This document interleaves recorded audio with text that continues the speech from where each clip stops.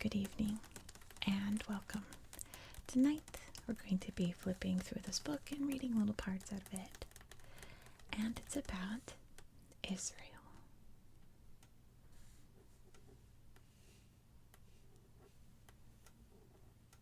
There we go. Let's dive right in.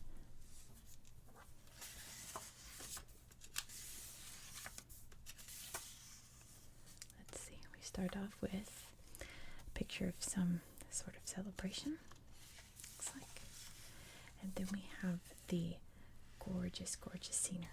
Look at these flowers. It says this is the Judean mountains during spring. Look at these clouds, the beautiful trees, and take a look at this rock.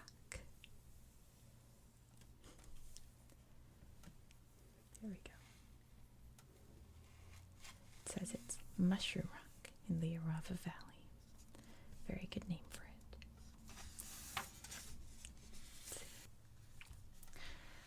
So over here we have these neat rock formations. This is in Arava in the Negev Desert. And it says that this was part of the temple that King Solomon built in 950 BCE. It's really interesting. And here's a lady floating in the Dead Sea, having a good time reading a book. Let's see. Here's a snowy day in Yamim Moshe. I don't know where that is. I've never heard of that town. It says it's the first settlement outside the old city walls of Jerusalem. Oh, okay. That gives me a good idea of where it is. And here are some deer. Look how cute. Let's see. This says a shtetl, which is kind of like a the best way to describe a shtetl. It's like a little neighborhood where everyone knows everybody. This is in Jerusalem. Here's a beautiful picture of Jerusalem at night. That's so pretty. Beautiful blue lights. The night sky. I like this picture. And this is Tel Aviv. You can see the big main road here. And the city skyline. And the Mediterranean Sea. This is Haifa, which is also on the Mediterranean. Look at that gorgeous blue. And let's read about the Israel and the Palestinian territories. In 1967, Israel went to war with Egypt, Jordan, and Syria, and won within 6 days. The war is now referred to as the Six-Day War. Israel gained land in the Golan Heights, the West Bank, the Gaza Strip, East Jerusalem, and the Sinai Desert. Many Jewish immigrants flooded into Israel in the 1940s, while many Palestinians left. Some Palestinians who did not leave formed the Palestine Liberation Organization, or the PLO, in 1964, which focused on freeing the land captured by Israel. During this time, Israel signed a peace accord with Egypt and gave back the land gained in the Sinai Desert. You know, I think Egypt is my favorite country name trigger word, followed by Italy, but there's something about Egypt. It's the pt at the end, obviously. I like that sound a lot. Anyway, in 1987, the PLO launched the First Intifada, an ongoing revolt that began in the West Bank and the Gaza Strip, and once again brought the topic of a Palestinian homeland back to the world's attention. In 1991, PLO leader Yasser Arafat and Israeli Prime Minister Yitzhak Rabin met in the United States and agreed to work on peace. Part of the Gaza Strip and the West Bank were given to Palestinian self-rule. Despite Israel's withdrawal in 2000 from the security zone in southern Lebanon, failed peace talks in 2001 set off the Second Intifada. In 2002, Palestinians used suicide bombers and snipers to kill Israeli civilians in public places such as restaurants, markets, and public transportation. Israel's military entered many cities in the West Bank and the Gaza Strip to kill militants and destroy their infrastructure. The disputed territories in Israel are the West Bank, the Golan Heights, and the Gaza Strip. The West Bank is bounded by Israel on 3 sides and by the Dead Sea and the Jordan River to the east. It covers 2,270 square miles. It includes what was formerly the Jordanian section of Jerusalem.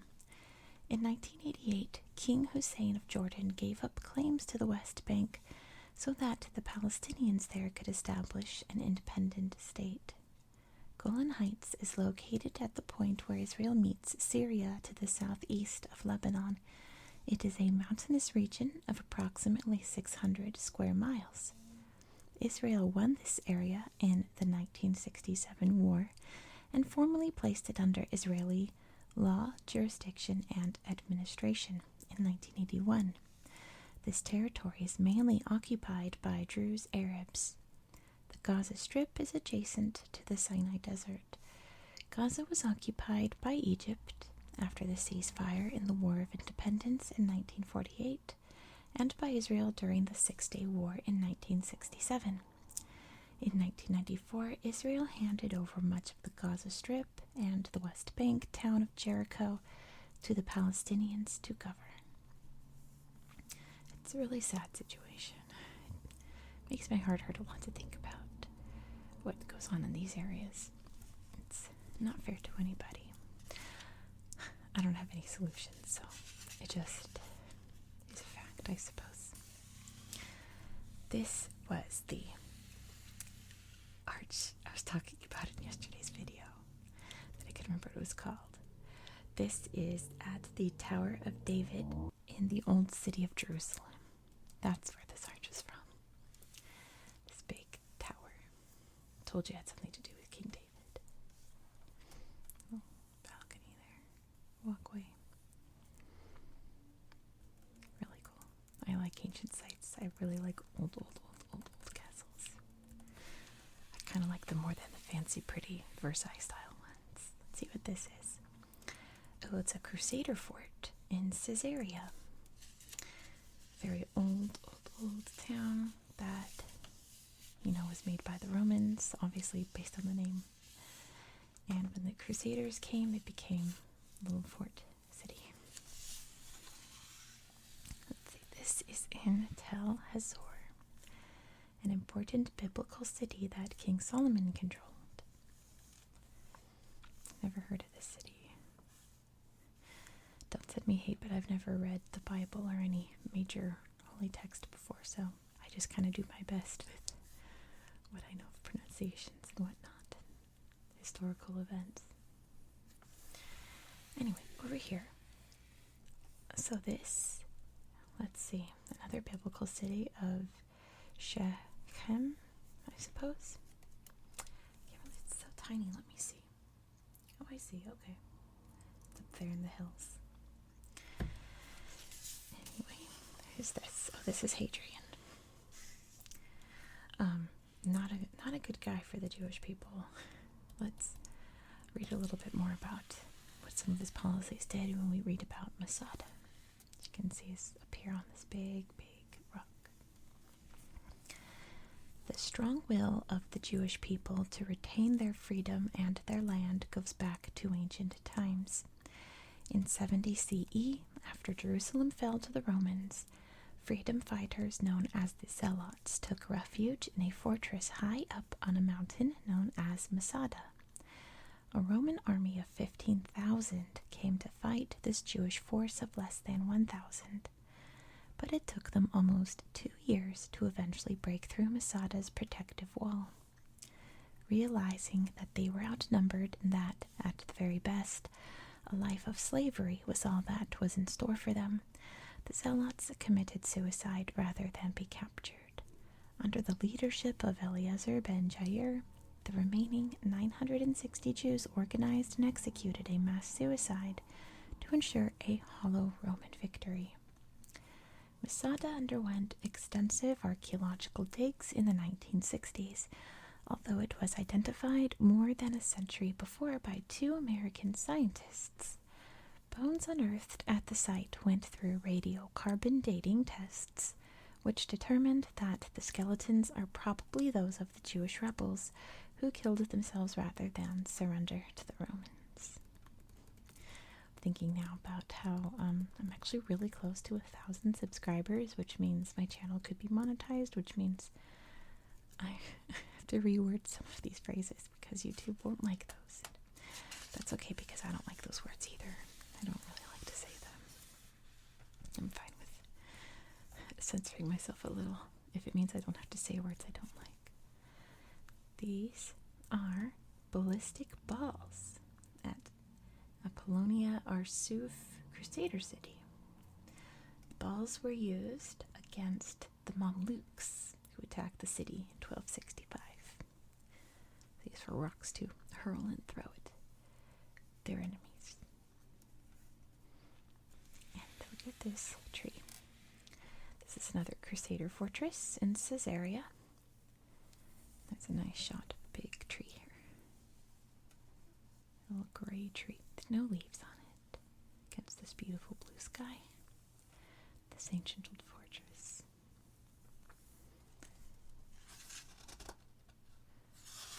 There we go.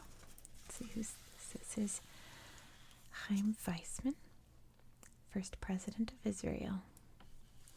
And over here is a ship called the Jewish State, and it's bringing Jewish people into Israel. It says illegally, because there was a moment where in the 1930s that Jews weren't allowed to immigrate in to please the Palestinians, but people came anyway. This is during the Yom Kippur War in the Golan Heights, and over here as well. Don't really like talking about war too much. Well, I don't like talking about modern war, because modern war is its own horror anyway. From foes to friends, Prime Minister Menachem Begin and Anwar al-Sadat of Egypt. What was that movie? I Love You Man, I think. It's a comedy, but who was it? I forget the name of the actor, but he has a little dog named it Anwar Sadat because it looked like him. It kind of did. Anyway, that's what I always think of when I see Anwar Sadat, and that's really unfortunate, but that's the first thing that comes to mind now. Anyway, Shimon Peres signing a peace agreement in Washington, and that's Yasser Arafat, who was in charge of the PLO.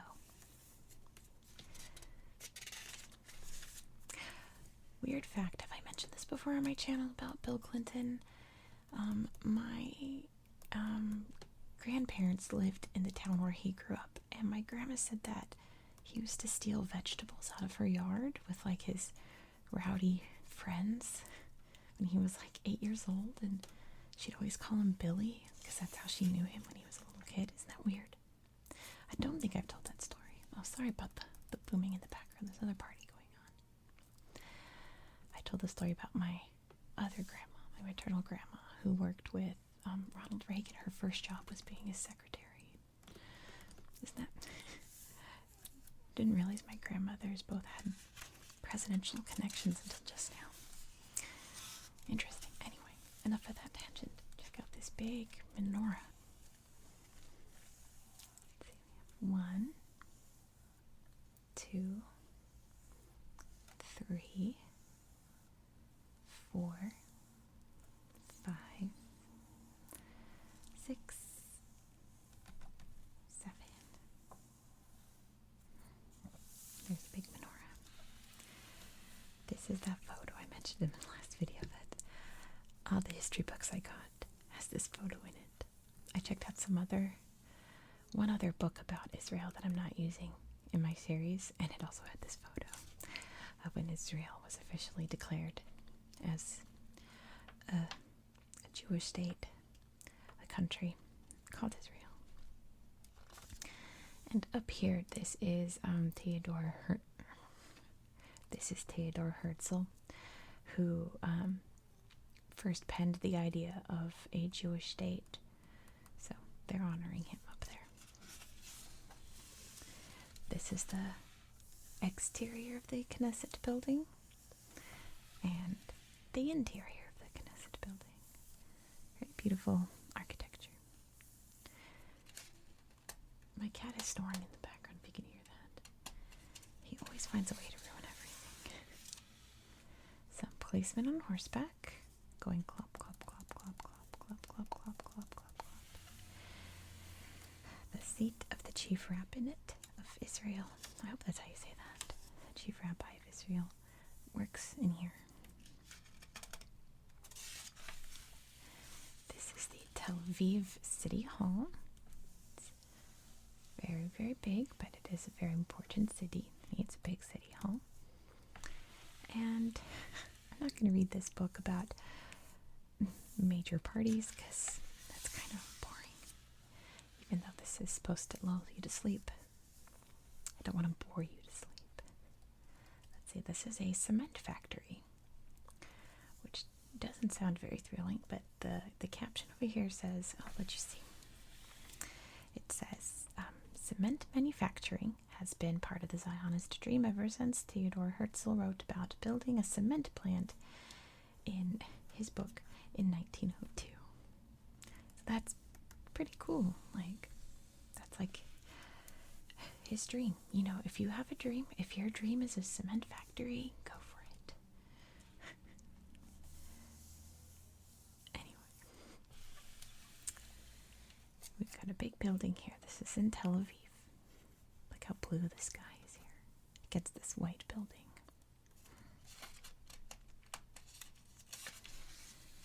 And this is a chemical plant in the Negev Desert, which also doesn't sound very exciting. All the smoke going up into the beautiful sky. It makes me a little sad. Let's see, this young man is learning about aircraft technology. Maybe he can repair or build airplanes someday. Or maybe fly one. These guys are making some bricks. Very exciting. This is actually cool, I think. So this is a farm of some kind out in the desert, which is very inhospitable. So they've put these plastic coverings over. So my cat's snoring so loud. So it won't get too much sunlight, and there's water dripping down onto the plants so that they get just the right amount of water. They don't get too hot or too overwatered. I think that's really interesting.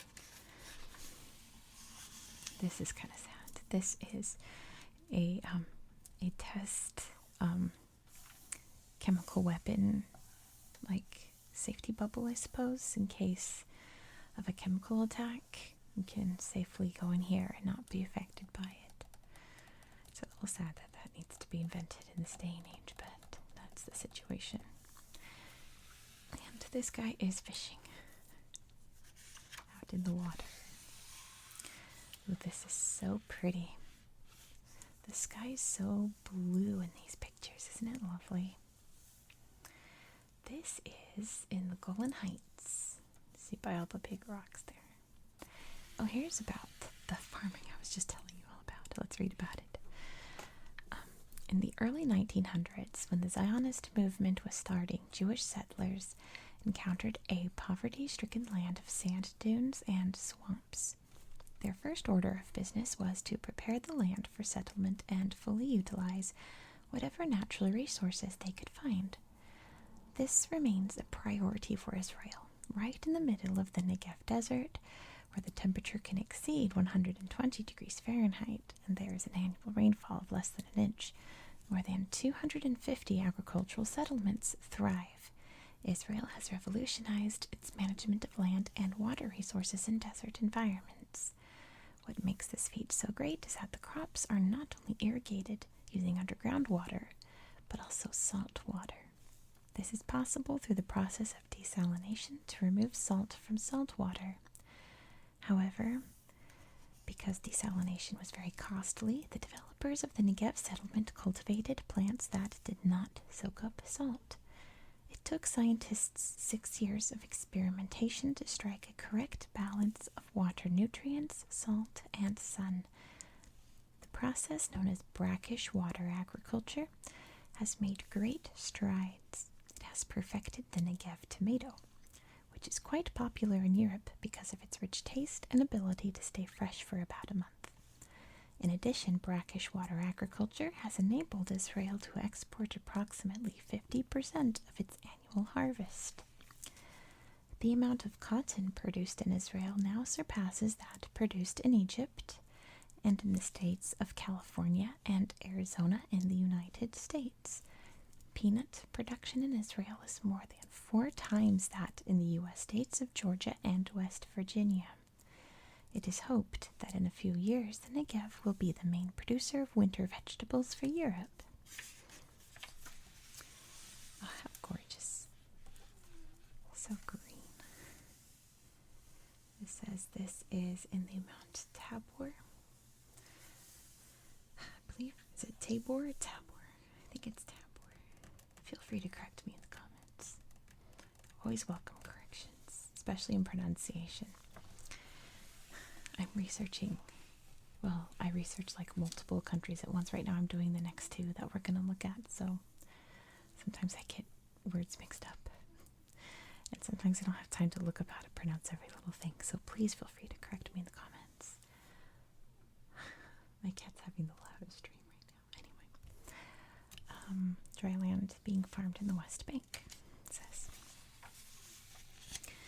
Here we have some sweet little goats in front of this ugly factory. This picture is a little sad. It shows how far the Sea of Galilee has receded because of water being taken from the River Jordan.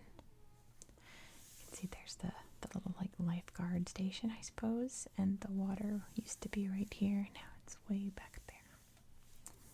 It's a little sad. This is a gorgeous picture. This is Tel Aviv. Very gorgeous. Look at that blue water. Love it. Here's an ibex. Very majestic animals out in the mountains, in the desert. More beautiful blue sky.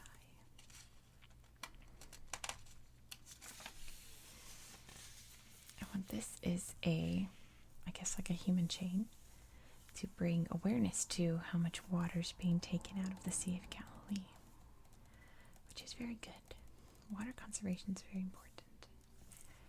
Here's another boring square. I'm not going to bore you about environmental laws in Israel. Look at these guys playing bagpipes. Let's see. It is an Arab-Israeli Boy Scout troop from Nazareth. That's cool. I didn't know Boy Scouts played bagpipes, but that's cool. Waiting for the bus. And they're selling flowers, very happily it seems. There's a policeman. And these are children of Ethiopian immigrants at school. That's neat, I suppose.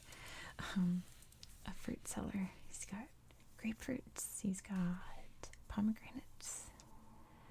These apples. I'm not sure. They're very brightly colored. Looks like she's making juice of some kind. There's a woman shopping at the Beersheba market, buying lots of leaves of some kind. And this man is a Bedouin, one of the many peoples who live in Israel, along with the Druze, another group of people. Let's read about the 10 lost tribes of Israel. A recent wave of Sephardic immigrants, the Ethiopian Jews, have quite different religious customs from the other Jewish groups that have returned to the Holy Land, so different that their Jewishness was a topic of conversation among Israel's chief rabbis. The differences are the result of the Ethiopians' isolation from mainstream Judaism. What caused that isolation? According to Jewish history, 12 ancient tribes lived in Palestine.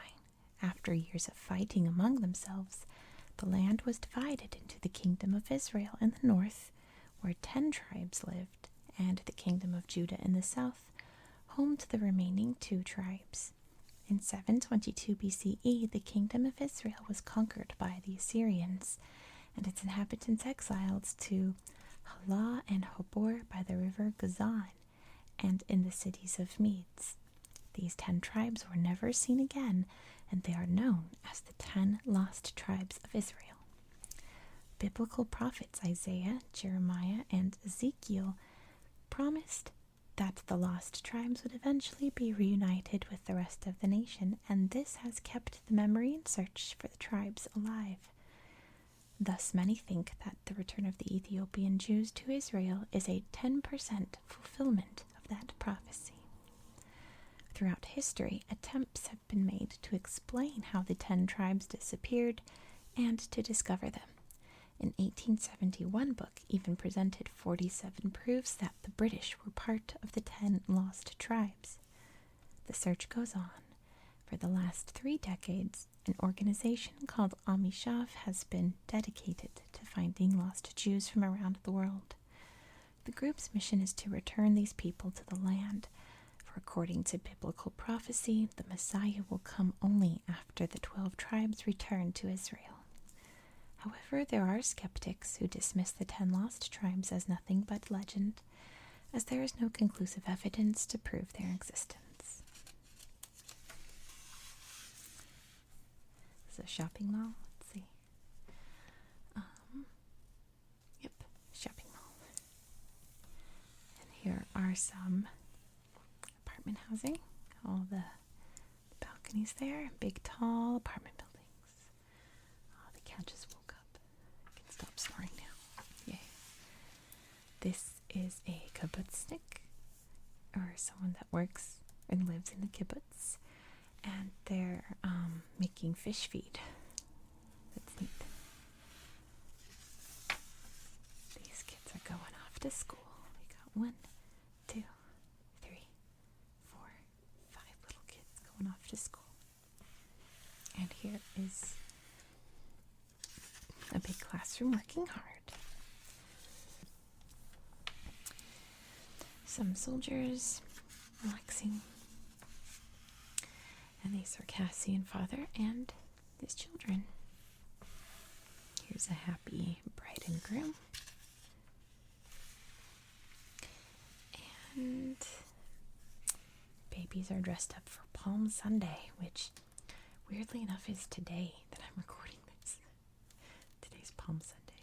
That's weird. Anyway, let's read about the Bar Mitzvah. At age 13, Jewish males celebrate their Bar Mitzvah, which literally means son of commandment. Bat Mitzvah, or daughter of commandment, is for girls. It is from this point on that Jewish youths are obligated by religious duties such as fasting on Yom Kippur, among other things. They also have the right to participate in religious services and be counted as one of the 10 people or minyan, whose presence are needed to form a congregation for communal prayer and to perform parts of certain religious services. A child attends religious school for several years before bar mitzvah or bat mitzvah to learn about Jewish holidays, language, customs, and history. He will also learn how to read the Torah and recite the attendant prayers. The bar mitzvah happens automatically without the need for ceremony to mark it. Nevertheless, bar mitzvah ceremonies, which were introduced in the last century, have become more and more popular among Jews. Not only do they mark the stage when a child becomes an adult in the eyes of the Jewish community, they also provide an opportunity for extended family members who stay far apart to come together and celebrate. During the ceremony, the young person who is the bar mitzvah or bat mitzvah chants blessings, recites the Haftarah, which is a section of Jewish scripture containing the writings of the prophets, and reads the Torah portion of the week. A special meal is served during this occasion, which may take place in synagogues or at sites of historical or religious significance in Israel, such as the Western Wall, Southern Wall, or Masada. For most Jews, this coming of age is an important and memorable part of their lives. Here we see some men chilling out by the Menorah. And here is a menorah engraved into a slab of basalt taken from one of many ancient Jewish synagogues. Isn't that neat? There we go. Let's read about the branches of Judaism. Until the 19th century, there was only one approach to Jewish religious tradition. Judaism was practiced in the way that is called Orthodox Judaism. Today, there are other branches of Judaism, such as Reform, Conservative, and Reconstructionist Judaism. Orthodox means the right way. People who adhere to this form of Judaism fully accept God's word as it was revealed to Moses in the Torah. Orthodox Jews strictly adhere to the Talmud and the later laws of the rabbis. Strict observance of the Sabbath, kashrut, or dietary law, and holy days are characteristics of Orthodox Judaism. Synagogue services are conducted exclusively in Hebrew. Married women wear head coverings at all times as evidence of modesty. Men and women are separated during worship in an Orthodox synagogue. Reform Judaism rejects many of the practices and beliefs of Orthodox Judaism, including the authority of the Talmud and dietary laws. The Reform movement began in Germany in the early 1800s when some Jews felt that they needed to lead their lives in a way that was closer to the lifestyles of the non-Jewish people around them. In Reform Judaism, head coverings are optional and women and men worship together. Women can even become rabbis. The religious service is usually conducted in the native language of the worshippers. Here comes the cat. Thank you. Kitty. Cat, we're reading about Judaism. Could you move, please? Cat, please move. Cat, come on. Okay. He's coming into my lap. Come on. Come on. My goodness. Come here. Okay, we got the cat. I got it. Oh, he's gonna purr too? What a good boy. Okay, back to reading. Conservative Judaism also started in the 19th century. Followers agree with the practices of Reform Judaism, but are more moderate on certain religious issues. For example, they retain many Jewish traditions while recognizing the need for changes and adaptations to modern life. Although head coverings are required in the synagogue, men and women worship together, and services are conducted both in Hebrew and in the native language of the worshippers. Reconstructionists see Judaism as a civilization, with the synagogue functioning as the center of all aspects of Jewish community life. The Reconstructionist service is similar to that of conservative Judaism. Men and women worship together. Women may also become rabbis. Reconstructionism is not widely practiced in Israel. Let's read about the Torah and the Talmud. And here's a beautiful synagogue right here. The word Torah means to teach in Hebrew. The Torah consists of the first 5 books of the Old Testament, also known as the Pentateuch, I believe. The Torah is made up of the books of Genesis, Exodus, Leviticus, Numbers, and Deuteronomy, and contains the entire body of traditional Jewish religious teaching and study. Moses is credited with writing the Torah, having received inspiration from God at Mount Sinai. Hold on, the cat needs ear scratches, he says. Okay. In the synagogue, the Torah is the form of a parchment scroll and is considered sacred. It is covered by highly decorated, rich fabric. The Talmud is a collection of 63 books of writings of ancient rabbis and discussions of the classification of religious and civil law by generations of scholars. It is also concerned with every aspect of Jewish life, because Jewish religion and community are so closely related. There are two versions of the Talmud, the Palestinian Talmud and the Babylonian Talmud. Okay, kitty, lie down. There you go. Okay. Let's see. Oh, this is an Easter Sunday celebration. And here's a guy praying. And let's read about the Quran. We just did the Torah, now it's the Quran. The sacred scriptures of Islam were written in Arabic and are collectively called the Quran.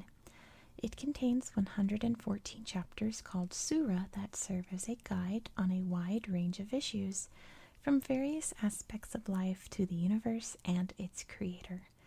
The Quran is a timeless source of guidance for Muslims, and it is studied wherever Islam exists.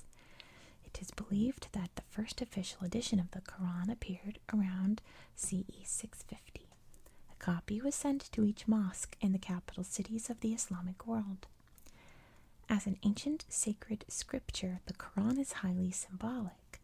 Its translation into other languages cannot reproduce the exact nuance or the appropriate sense, so those who would really like to understand the Quran have to learn Arabic first.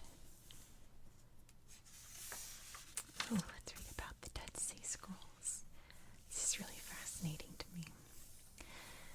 In 1947, a young Bedouin shepherd who was exploring a cave made one of the greatest archaeological finds in history.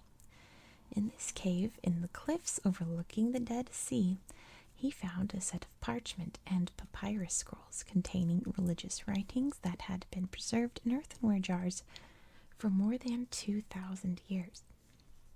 The recovered documents, now known as the Dead Sea Scrolls, were written by the ancient Hebrews, who lived on what is now the site of Qumran. Thought to be members of the Esseni sect, this devoutly religious group hid its sacred writings in the cave in anticipation of war with the Romans around CE 66. The Esseni community was destroyed, but its writings remained, safely hidden through the ages. After the initial discovery, archaeological digs unearthed additional scrolls and fragments in 11 other caves. Years of study and careful reconstruction revealed the history of a community that removed itself from typical Jewish life, following a teacher of righteousness into the wilderness. The scrolls tell much about the history of Jews, Christianity, and the Bible. Some were written in the sacred language of Hebrew, while others were written in Aramaic. Approximately 1/4 of the scrolls are biblical writings. Each book of the Old Testament, except the book of Esther, is represented. A complete copy of the book of Isaiah was found, and it is believed to be the oldest copy. The Dead Sea Scrolls are currently housed at the Shrine of the Book in Jerusalem, a museum devoted to these manuscripts. Access to the scrolls have long been the subject of controversy. However, in 1992, scholars from the Hebrew Union College in Cincinnati, in the United States, published a volume of computer-generated reconstruction of the scroll text. This edition, made from photographic negatives of the scrolls that recently became available at the Huntington Library in California, was made available to all qualified scholars. Losing their monopoly on the texts, the Israeli Antiquities Authority subsequently agreed to allow members of the public to see the scrolls.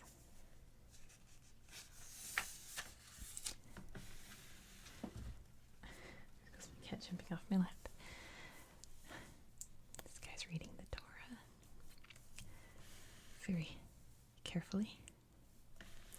Here's a Wendy's, English and in Hebrew. This guy is taking a reading break, looks like.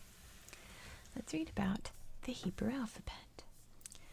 The Hebrew alphabet consists, I should actually look at what I'm reading, consists of 22 letters, 5 of which have a different form when they appear at the end of a word.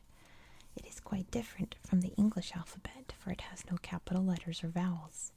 In the 8th century, a system was developed for indicating vowels through the use of dots and dashes, These signs, called diacritics, are found in all printed editions of the Hebrew Bible. Only when a word is part of a sentence can the reader know the intended meaning. Hebrew, like most Semitic languages, is read from right to left. Let's see, here's some road signs in Hebrew, Arabic, and English. Let's see, there's a plaque at the Israel Museum in Jerusalem, it says. And let's read about some borrowed words from Hebrew and Arabic.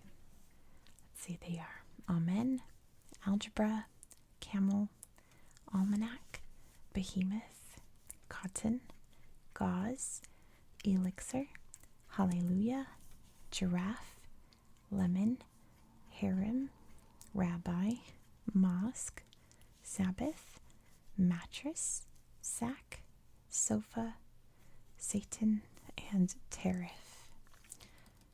I wonder if that's supposed to be satin and it's a typo, but either way, there's someone hard at work painting with beautiful watercolors.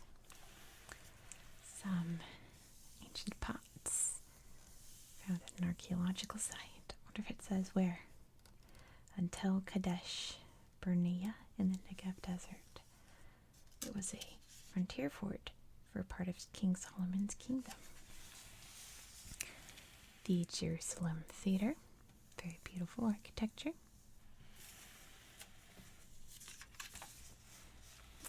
This girl is that a girl? Yeah. At least I assume so. Riding her bike amid this cool big piece of modern art. Speaking of art, let's read about Israel's first art school. The Bezalel School of Arts and Crafts in Jerusalem was founded by sculptor Boris Schatz. I should say, with my accent, we can't say crafts. I literally can't say it. It's crafts. Sorry for shaking. Crafts, like craft, I can say, but I can't say crafts. Crafts. So the School of Arts and Crafts. Sorry.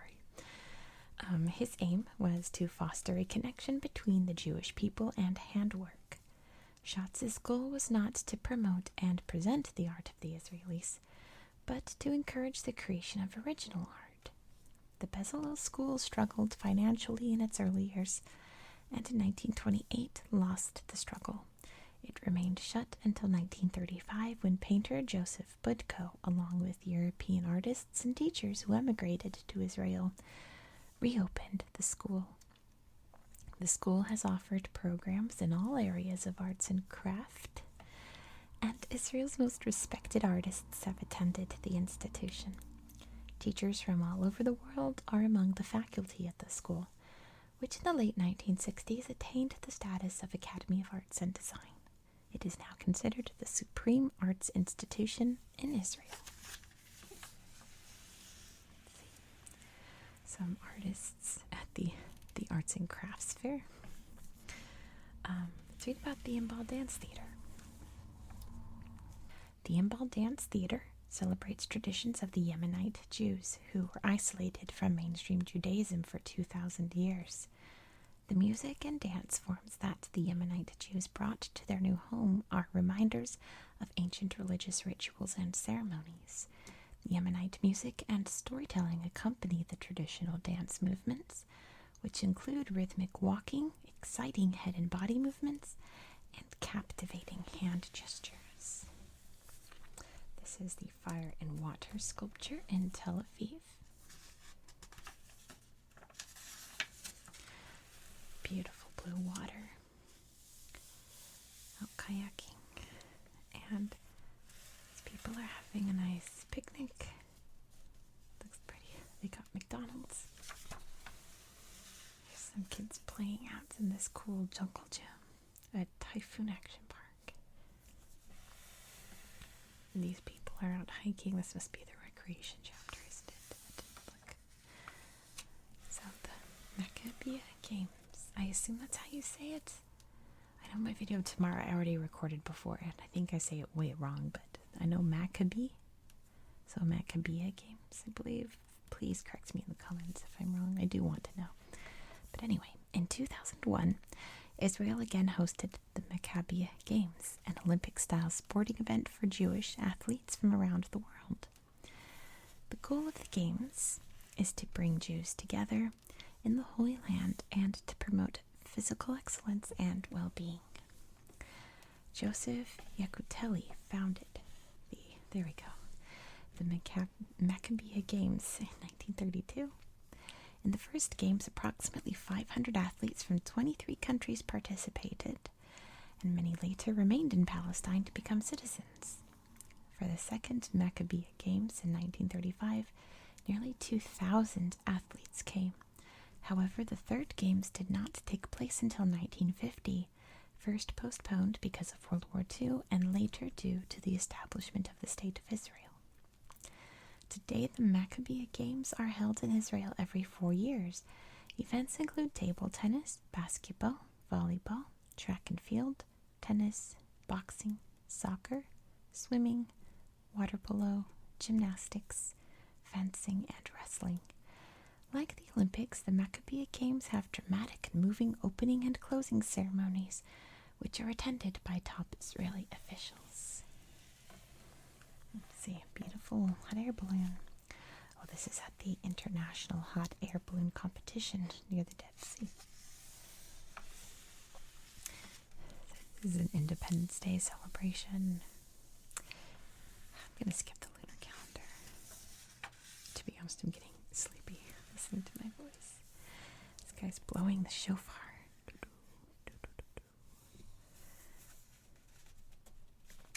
And a very important part of Rosh Hashanah. And a very important part of Hanukkah is lighting the menorah, 1 candle each day. And it says these guys are getting ready for Pesach. I believe it's pronounced Passover. To make their big Passover Seder. And this is at a Greek Orthodox church. There's bats outside to hear. Oh no, that's an owl. Anyway, it's really faint. So loud. But anyway, yeah, beautiful church. I think it's just a regular service. Anyway. The food chapter. Making some orange juice in the best way with the little press. And some bread, it looks like. Asian style cakes. Yummy, yummy. And a typical Israeli Sephardic food with some Asian influence. Kind of looks like tapas. This guy's got some bananas to sell you. Some little tomatoes. And here are lots and lots of spices. Yum, yum. Here are some date palms, if you wonder how dates are grown. These are jelly donuts for Hanukkah. And it says they're buying some fresh produce. They're getting their green beans. And there's some recipes in here. I don't have an oven, or else I would totally make some of the recipes in these books. It's a big map of Israel, and that's the end of our book. Yeah, I'm getting sleepy. I don't know about you. That was really relaxing. Thank you so much for watching. I hope you found this video relaxing and educational. And I hope you have a very good